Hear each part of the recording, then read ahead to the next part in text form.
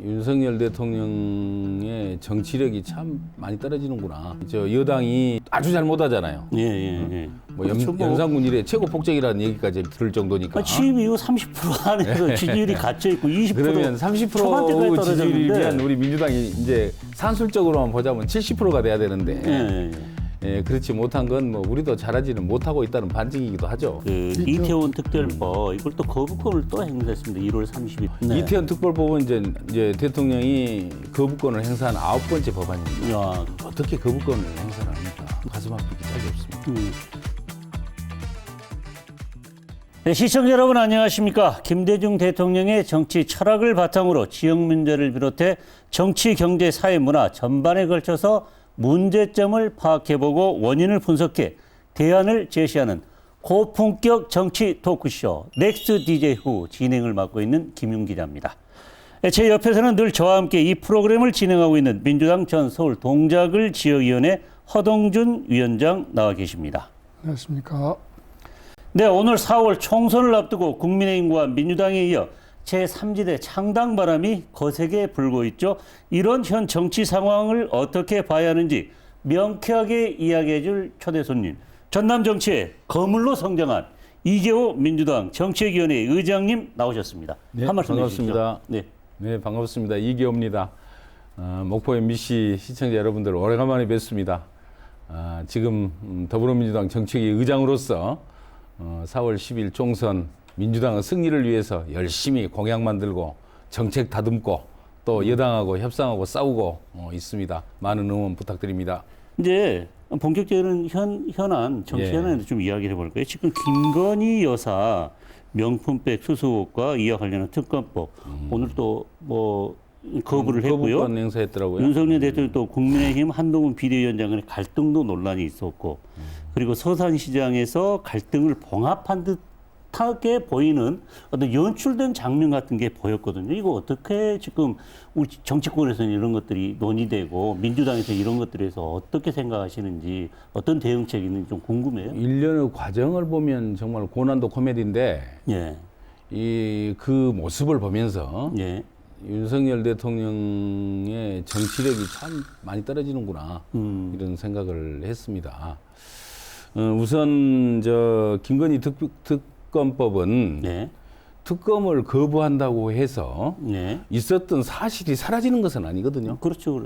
그래서 네. 그런 측면에서 보면 저는 윤석열 대통령이 이런 선택을 하리라고는 별로 생각을 못했습니다. 뭐 그런 점에서 정치력이 많이 떨어진다 이렇게 볼 수밖에 없고요. 또 한동훈 비대위원장과 윤석열 대통령 간의 갈등 그것은 이 김건희 여사를 네. 대상으로 해서 일어난 일 아니겠습니까? 네. 네.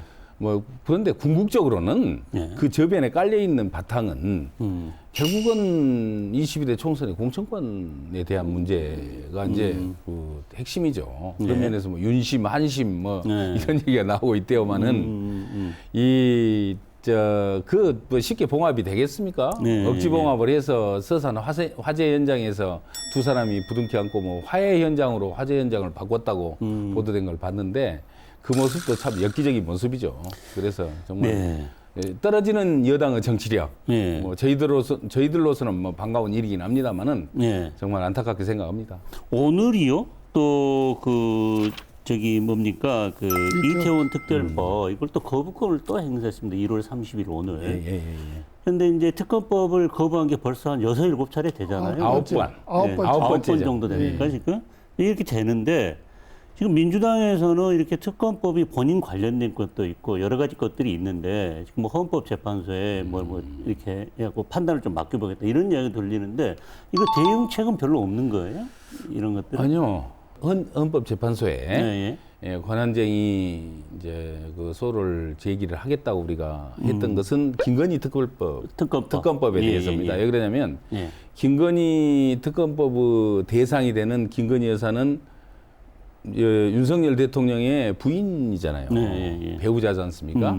그래서 특수한 관계에 있는 분이기 때문에 과연 그게 대통령 거부권의 대상이 될 수가 있냐. 특별한 이해관계가 있는데 해서 권한쟁의 소를 소원을 제기를 지금 할 계획에 있습니다. 예.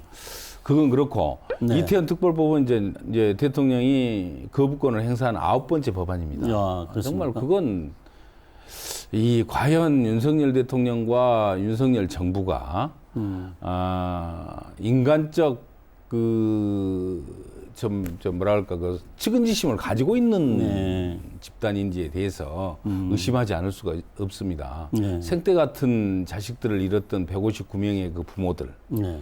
그분들이 15,000배가 넘는 엄동설안에 저 삼보일배라고 합니까? 그걸 예. 하면서 정말 진상이라도 제대로 좀 밝혀달라 이런 하소연과 읍소를 해왔습니다. 예. 그걸 아무리 뭐 절차상 하자가 있다고 본인들은 얘기를 합니다마는 네. 그게 사실이라고 하더라도 어떻게 거부권을 행사를 합니까? 네. 문제가 있는 절차가 있으면 절차를 바르게 보정해 가면 되는 것이고 그렇게 하도록 여야가 협상을 하도록 유도를 하고 요구를 하면 되는 건데 그걸 거부권이라는 이름으로 매몰차게 그렇게 던져버린 것에 대해서 정말 가슴 아프기 짝이 없습니다.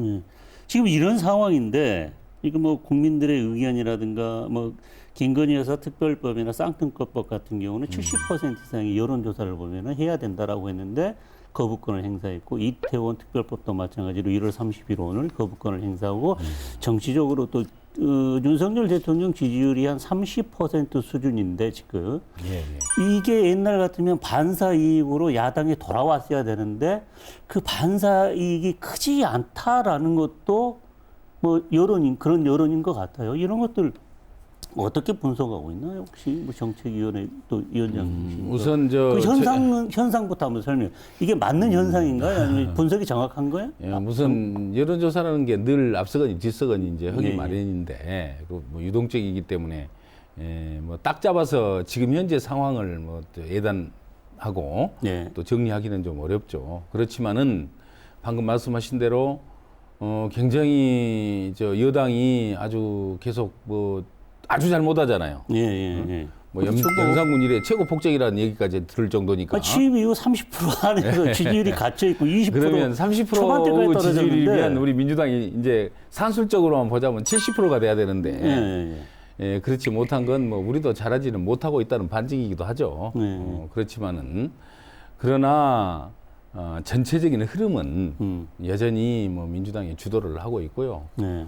또 그런 측면에서 저희들이 그 반사적 이익을 현재화하기 위해서 뭐 끊임없는 노력을 하고 있고 그러한 것들이 선거가 가까우면 가까울수록 뭐 더 현실화될 수 있다는 기대감을 저희들은 가지고 있습니다.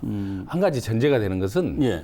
여당이 잘못 오면 그 못지않게 야당이 좀 잘해야 된다. 네. 이런 점에 대해서는 저희들도 뭐 당연히 인식을 하고 있고요. 네. 그러기 위해서 계속 노력하고 있다. 이런 말씀으로 뭐 답을 대신할 수밖에 없습니다. 우리 잘하겠습니다.